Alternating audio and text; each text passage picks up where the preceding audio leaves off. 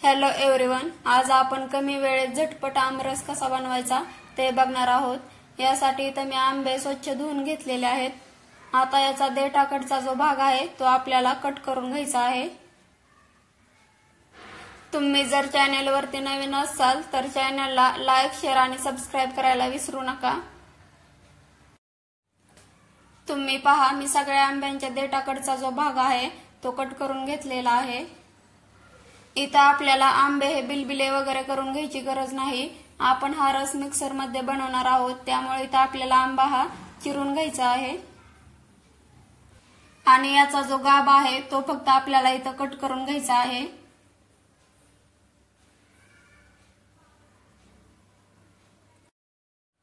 तुम्ही हे असंच मी दाखवल्याप्रमाणे करायचं आहे। तुम्ही इथं बघू शकता, मी अशा पद्धतीमध्ये हा आंबा कट करून घेतलेला आहे। आता याचा वरचा जो गाभ आहे तो आपल्याला कट करून घ्यायचा आहे। आमरस बनवण्याची सगळ्यात सोपी पद्धत मी तुम्हाला सांगितलेली आहे। तुम्ही जर या पद्धतीने आमरस केला तर तुम्हाला हात भरण्याचं टेन्शन नाही आणि आमरस बनवायला वेळही एकदम कमी लागतो। तुम्ही इथं पहा, आंब्याचा सगळा गाभा निघलेला आहे। या पद्धतीने जर आमरस केला तर 3 फायदे आहेत। एक तर हात भरण्याचा टेन्शन नाही, दुसरं वेळ कमी लागतो आणि तिसरं म्हणजे आंब्याचा गाभा सगळा निघतो। थोडाही आंबा इथं आपला वाया जात नाही। हे आंबा आपण तसाच कट करून याचा गाभा काढून घ्यायचा आहे। उन्हाळा म्हणलं की एकतर आपण मामाच्या घरी आंबे खायला जातो किंवा दुसरे पाहुणे आपल्या घरी आंबे खायला येतात। जर जास्त पाहुणे आपल्या घरी आंबे खायला आले तर तुम्ही अशा पद्धतीने आमरस बनवून तुमचा स्वयंपाकातला वेळ वाचवू शकता। आंब्याचा गाभा काढण्यासाठी इथं मी सुरीचा वापर केलेला आहे, तुम्ही चमचाही वापरू शकता। इथं पहा, या आंब्याचा मी सगळा गाभा काढून घेतलेला आहे। आता यामध्ये 1 वाटी दूध ओतून या आंब्याचा रस तयार करून घेणार आहे। तुम्ही इथं दुधाऐवजी पाणीही वापरू शकता। इथं पहा, मी रस तयार करून घेतलेला आहे। आता याला आपण एका भांड्यामध्ये ओतून घ्यायचं आहे। मी इतपत पातळ बनवलेला आहे। जर तुम्हाला जास्त पातळ बनवायचा असेल तर तुम्ही यामध्ये जास्त दूध किंवा जास्त पाणी ओतून घ्यायचं आहे। बाकीच्या आंब्यांचाही मी इथं गाभा काढून घेतलेला आहे। आता यामध्ये आपण 1 वाटी दूध आणि इथं मी साखरही टाकून घेत आहे। इथं तुम्ही प्रत्येक वेळेस थोडी थोडी करून साखर टाकू शकता किंवा एकदा साखर बारीक करून नंतर सगळ्या रसामध्ये मिसळू शकता।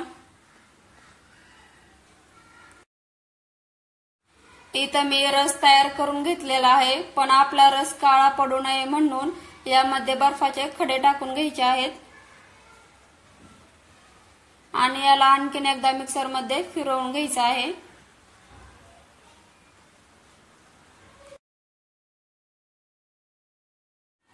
याला आपण भांड्यामध्ये ओतून घेऊया। आता अशाच पद्धतीने सगळ्या आंब्यांचा रस इथं आपल्याला बनवून घ्यायचा आहे। सगळ्या आंब्यांचा इथं मी रस बनवून घेतलेला आहे। आता यामध्ये थोडंसं मीठ टाकून घ्यायचं आहे, थोडीशी वेलची पूड टाकायची आहे आणि आंब्याचा रस मिक्स करून घ्यायचा आहे, जेणेकरून विलायचीचा फ्लेवर हा सगळ्या रसाला लागेल। इथं आपला रस तयार करून झालेला आहे। आता रस म्हणलं की आपण त्याच्यासोबत शेवयाचा भात करतो, तर तो भात कसा करायचा ते आपण बघूया। यासाठी इथं पातेल्यामध्ये थोड्याशा शेवया भाजून घ्यायच्या आहेत। अगदी फक्त 2-3 मिनिट याला भाजून घ्यायचं आहे, तेही एकदम लो टू मीडियम गॅसवरती। शेवया भाजून झालेल्या आहेत। आता आपण त्याच पातेल्यामध्ये 1 ग्लास पाणी ओतून घ्यायचं आहे। इथं तुम्हाला शेवया बुडतील इतपत पाणी ओतायचं आहे। आता यामध्ये आपण भाजलेल्या शेवया टाकून घेऊया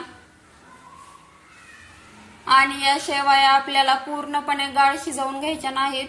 70-80% पर्यंत शिजल्या की आपण याला उतरवून घ्यायचं आहे।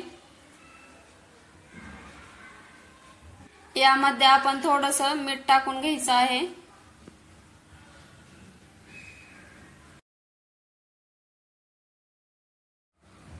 70 ते 80% इथं शेवयाचा भात शिजलेला आहे। आता याला आपण काढून घ्यायचा आहे आणि हा शेवयाचा भात इथं गाळून घ्यायचा आहे। जे त्यात थोडंफार पाणी असेल ते बाजूला काढायचं आणि याला आणखीन एकदा त्या पातेल्यामध्ये टाकायचं आणि यामध्ये थोडीशी साखर टाकून घ्यायची आहे। तुम्हाला कितपत गोड आवडतं त्यानुसार इथं साखर टाकून घ्यायची आहे आणि याला साखर विरघळेपर्यंत हलवून घ्यायचं आहे। बऱ्याच वेळा महिलांकडून शेवयामध्ये पाणी जास्त होतं आणि भात हा चिकदा होतो, तर तुम्ही अशा पद्धतीने भात करायचा आहे, एकदम परफेक्ट बनतो।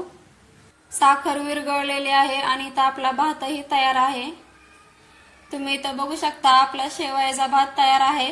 तुम्ही याला शेवया किंवा शेवाळ्या काहीही म्हणू शकता। तर इथं आमरस चपाती तयार आहे, सोबत शेवाळ्याचा भातही आहे।